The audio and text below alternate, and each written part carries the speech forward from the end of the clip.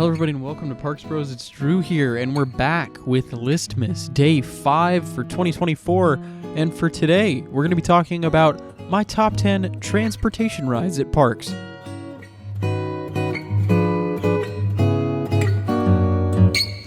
Now for this list, we had to get a little bit more specific in terms of what a transportation ride will count as for this list. And the biggest thing for this countdown included the fact it had to have more than one station or more than one drop-off point. So unfortunately, there are plenty of rides that should count on this list that aren't quite going to make the cut, just like Knott's Berry Farm's Steam Train, or Silverwood's Steam Train, or SeaWorld San Diego's Skyway. So with that in mind, it could be any form of transportation at any of the parks I've visited. So let's go to number 10. At number 10, we have something that I think is pretty dang iconic, especially as someone who was grown up in Southern California, and that's the Disneyland parking tram. Yeah, that's right. That would even count on this list for me. Now, this parking tram is iconic because it's how you start and end your day, or at least it was through most of my childhood. The spiel that they open up with is just ingrained in my memory, and I can't get it out.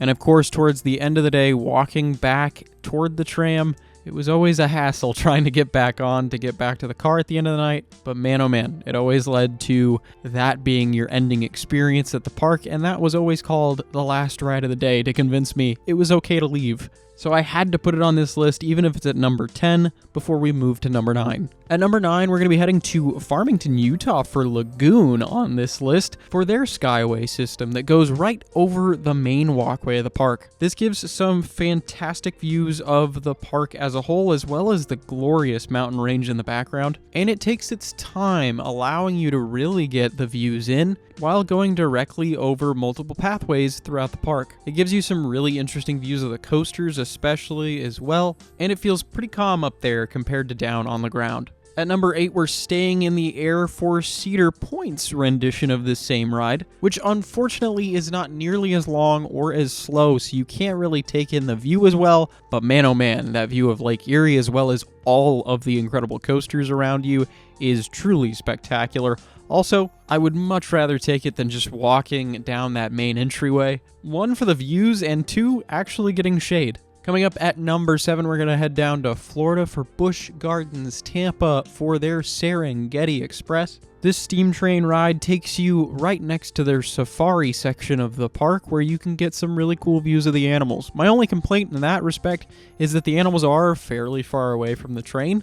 But outside of that, it is a great way to get around the park and save you some time looking at all the maps and still getting confused. It takes its time looking around the park, although not from overhead. It still has some great views all around and is pretty relaxing too. At number 6, we're going to be heading back up into the sky for another one of Disneyland's icons. That's their monorail. This ride, if the tram was too busy, was what you would take to get into Disneyland proper and directly into Tomorrowland, which is such an amazing plus, especially if you're a regular. That and you could get amazing views over California Adventure, the Matterhorn, and even Harbor Boulevard. Seriously though, this is another one of those rides that's just an icon in my mind in transportation, and I can't wait to see them updated again. Coming in at number 5, we're going to head to Mason, Ohio for Kings Island Steam Train, which I feel like is tucked away in the corner of the park and not enough people know about it. This train is really cool in addition because you can get directly to the entrance of their water park, Soak City, while getting some impressive views of Mystic Timbers, their raft ride, and even a couple of sets,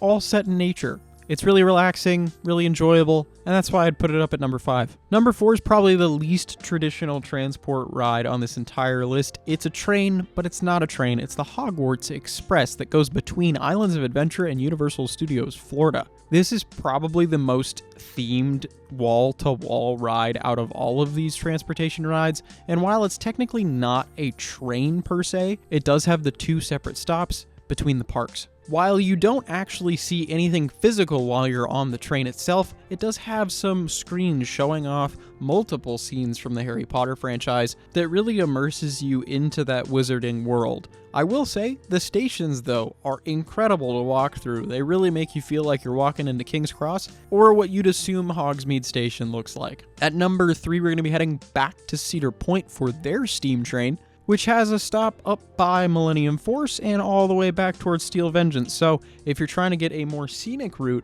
between two of their best rides, this is the way to go. And you also get incredible views over Lake Erie, as well as, of course, of right under the lift hill of Millennium Force and Maverick especially. There's some cool scenes of some skeletons causing havoc in a ghost town, but honestly, this is one I wish I got to check out more, because there are truly some stunning views all around the park from this. At number 2, we're going to be breaking this cycle a little bit, because we're putting an escalator. Does it deserve to be on this list? Probably not, but it is one of the tallest escalators in the world, the Starway at Universal Studios Hollywood. If you want a stunning observation deck styled view of the valley in LA, this is the place to get it. It's a little disorienting, especially when going downward or heck even upward sometimes, but the views on a clear day are truly amazing. And I will say it is kind of frustrating to have to use it over and over again, especially if you're going between the upper and lower lot, but at least the view makes up for it. And honestly, I was going to put Silver Dollar City's steam train here, but I forgot it only has one stop and I kind of panicked last second. So the Starways at number 2.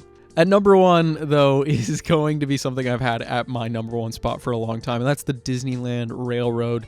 This is just the most classic of all of these attractions. I mean, it's unbelievable. Even through the changes it's had over the years, it still has that classic Disney charm with little Easter eggs here and there, lots of theming. And while technically in terms of natural views, there's only maybe 1 or 2 moments that you get an amazing view of the park itself, there's some really cool themed additions in that last leg especially that take you back in time in multiple ways that are truly still stunning even though they've been around for over 50 years. This to me is the quintessential transportation ride. Now I haven't been on the Walt Disney World Railroad quite yet, but if it's anything like the Disneyland Railroad, it would definitely find itself up towards the top of this list because man oh man, it's just one of those things, regardless of your age, that is truly incredible, especially for the time that it premiered.